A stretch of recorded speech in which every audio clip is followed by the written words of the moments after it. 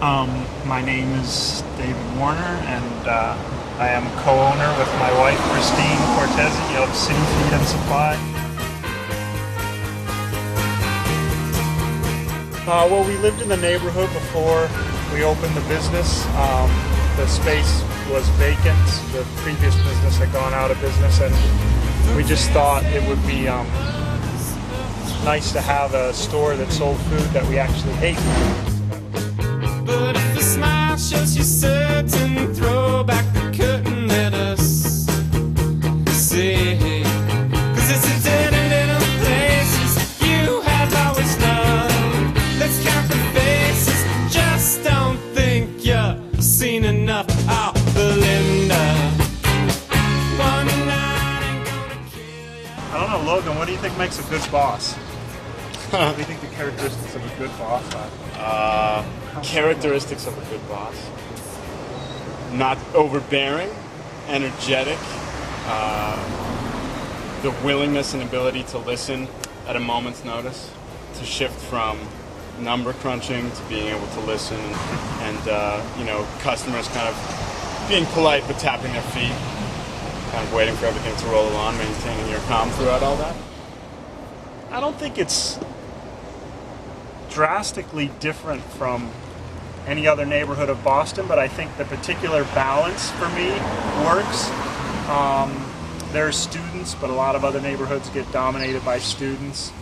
There are different ethnic mixes, but it's not just one particular ethnic mix. I mean, Boston can tend to be pretty segregated, and Jamaica Plain is probably one of the least segregated. Not to say that it's not still predominantly or becoming more sort of white and upper middle class, but it's still, I feel like, pretty diverse. People are pretty friendly. People are very open-minded. I mean, the thing that drew me to this neighborhood was more the arts community.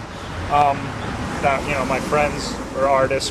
My wife Christine, and business partner, is also an artist, and so that was a major draw for us and what we like in particular about the neighborhood. Though I feel like that is probably waning as much as a lot of other parts of the neighborhood are. Narrow-minded people, for the most part. Well, I mean, I think I grew up with a lot of folks who were prejudiced against people who live in cities, and against minorities, against homosexuals. And for me, a lot of that was rooted in just mythology and a lack of actual tangible experience.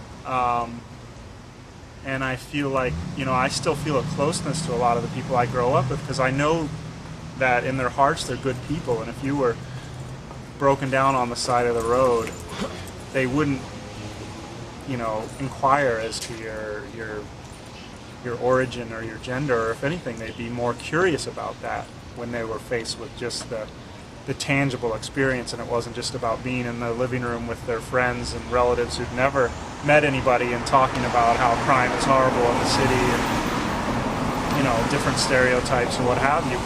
But I guess I'm more or less an optimist in that I believe that given the opportunity, most people will do the right thing and will help another person. Of course.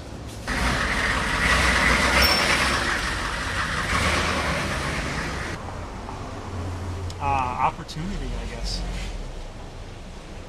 I do think it is the land of opportunity. I wouldn't say that goes against all the criticisms of it. Most of those criticisms, I think, are well-founded and true, but I do think that there is a lot of opportunity here. Some people have more access to it than others, but it's still there.